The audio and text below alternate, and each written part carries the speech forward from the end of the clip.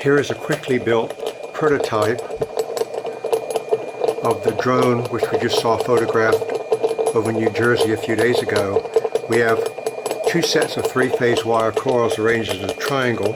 One is arranged UVW, the other UWV. One goes clockwise, the other anti-clockwise. In the center, we put a little magnetic flywheel with 4 magnets. The real drone has 3 magnets, but all I have in the garage is 4. At low power, it just spins and wobbles quite slowly.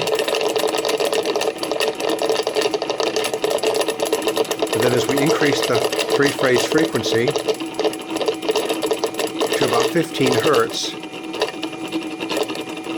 you can see in the center, it actually rises up quite a lot. 17 Hertz, 18 Hertz, like a propeller.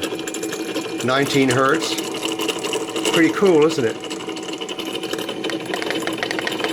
I could do a better job, but this is all I have tonight. So there's a quick little demonstration of how this unusual drone works, and I'll work on it some more when I get a chance.